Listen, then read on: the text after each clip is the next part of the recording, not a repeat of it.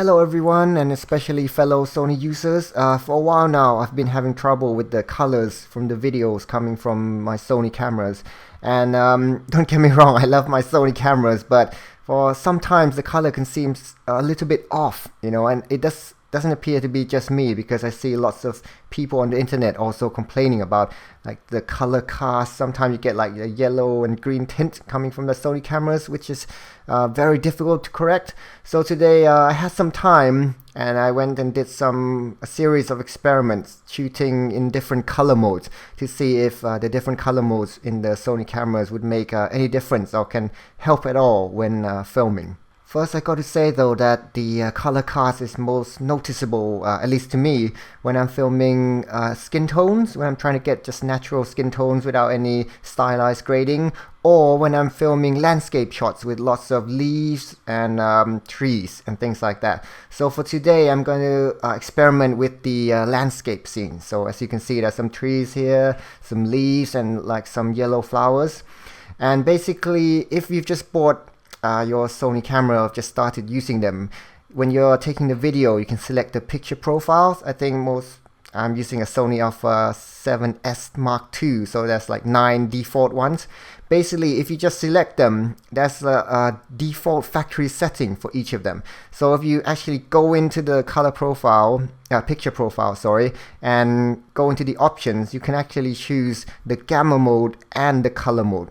So basically, all these videos I've taken with the gamma mode at still, and the color mode, I just cycle through all 9 of them. Well, actually 8. There's 9, but one of them is black and white, so I didn't bother with that one. So basically, there's movie, there's still, there's cinema, there's pro, there are ITU 709 matrix, and the s-gamut 3.cine, and the s-gamut 3. So basically, I just cycled through all of them, just filmed in the exact same location, the exact same scene, the exact same lighting condition, and just see how the different setting affect the colors. Now I gotta say straight away that the s-gamut color modes are horrible. Basically, the s-gamut and s-gamut 3.cine and the s-gamut 3. Basically, it just seems to compresses the whole scene and all the colors into a narrow band of yellowish tints.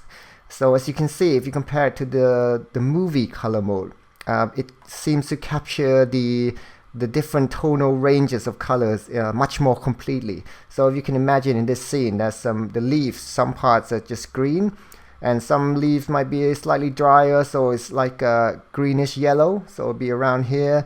And I have yellow flowers here, so it'll be the yellow color in the vector scope. And also the trunk of the tree is kind of brown, so that's like an orangey color, so it'll be between yellow and red. So as you can see from the vector scopes, this color mode, the movie color mode, captures like a wide range of colors, so just every single color in the scene.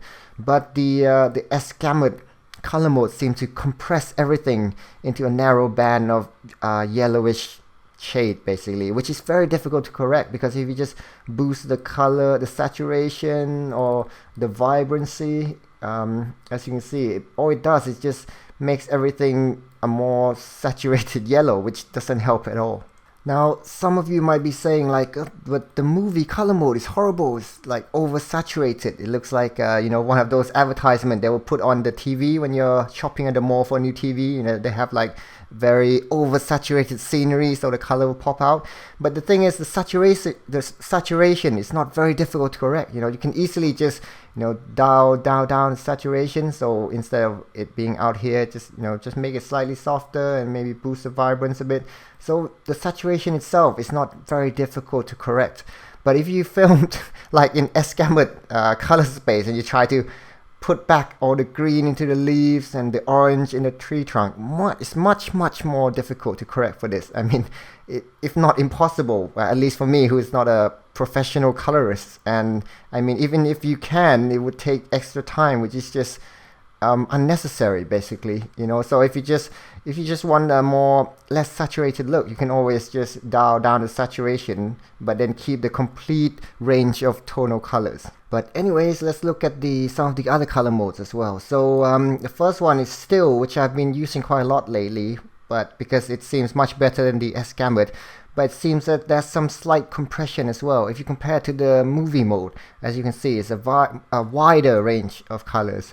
So when you go to the still mode, it's slightly less saturated. So at first when I was using it in the camera, it seems, oh, it's a bit nicer. The movie mode seems a bit oversaturated. But now that I see it, I can see it, there's some compression into the yellow ranges. So, you know, I mean, you lose some of the orange tone and some of the green tone, and now it's more slightly narrower. And also there's a slight boost to the saturation of the yellow. And I'm not sure if that's because of, in this scene, there's lots of bright yellow flowers, or if that's just in every scene in general. But I think overall, it still poses some slight problem when you're trying to grade the colors. And if you go to the cinema color mode, it's even more compression. So if you, as you can see, the movie mode's the widest, still slightly more compressed, and cinema is the most compressed. Now again, maybe when you look at this, you're like, oh, it's a nice soft slightly desaturated look, you know, like when you go to the cinema, they kind of grade stuff like this, unlike the movie color mode, which is very oversaturated, like a TV commercial or something. But again, as I said before, the saturation is not very difficult to correct for, but the range of colors is much more difficult to spread the color back into the image. So let's say if you just filmed with the cinema color mode and you say, I want this scene to be nice saturated, you know, maybe it's like a vlog or something, and you boost up the saturation, you can see straight away that there's a slight yellowish kind of tint or biased in the image, whereas the movie color mode seems much more natural. So basically, from now on, I think I'll be starting to use the movie color mode much more often when filming landscape scene, at least. But the cinema mode, yeah, I mean, in this scene is still a bit okay because I'm filming kind of yellow flowers, so a slight boost or bias into the yellow is not so bad here. But if you're filming a scene with maybe a blue flower or things like that, then things can start to get a little bit messy. So okay, let me just put this back. The next one is the Pro color mode, which is very similar to the still color mode in terms of how wide the color range it captures is. But there seems to be a slight push or rotation towards the blue shades. So basically, if you look at the still, the color seems to be pushed towards more the red side or the yellowish side.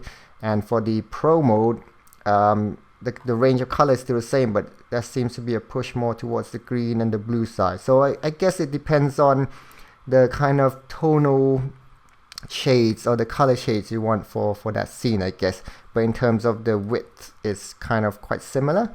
So again, I still prefer the movie, to be honest, because I don't like the movie, the color mode where there's a cast or a tint or a compression of the colors. Now, the ITU 709 Matrix color mode is another, basically this and the movie, I think I'll be using much more often in my shooting, because these two are probably my favorite.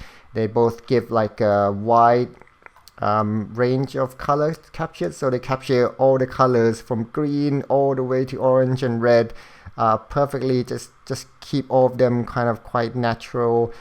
There's no compression towards one color or another, so you get all the greens, the yellow, the reds without, you know, losing one or the other. But basically, I think the movie mode is slightly more shifted towards the blue side, and the ITU 709 Matrix is shifted slightly towards the yellow, red side. So maybe in the future I'll experiment with different scenes to see which I like more and which scene they're more suited towards.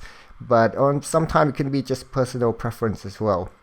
And then the last three are just the s-gamut color mode, which I have ranted about before. So yeah, I just wanted to share my information and my findings to other Sony users, and hopefully it will be somewhat useful. And next time, if I have more time to experiment, I'll try with different scenes, because obviously in this scene we only have the like a landscape of garden and trees and leaves and kind of everything in the red to green color tones. But in real world scenarios, obviously sometimes you have, let's say, maybe a blue sky at the top of the scene, or maybe you have like a a person in the scene. So I have to also experiment how the movie color mode, and the ITU 709 matrix affect those other colors as well, because obviously the movie in the ITU 709 matrix color mode might be great for landscape, at least in my personal taste, but maybe he'll do some weird thing to the skin tone of a person, or the blue sky will be a completely off shade of blue and stuff like that. So it'll be interesting to experiment in the future as well, whether these two color modes are still best when shooting with a person in the scene or with blue sky in the scene. So if I have time, maybe I'll test that out for you guys, and well, hopefully this video has been useful, as I said, and maybe I'll see you guys in the next clip, I guess, after I do some more experiment. Bye.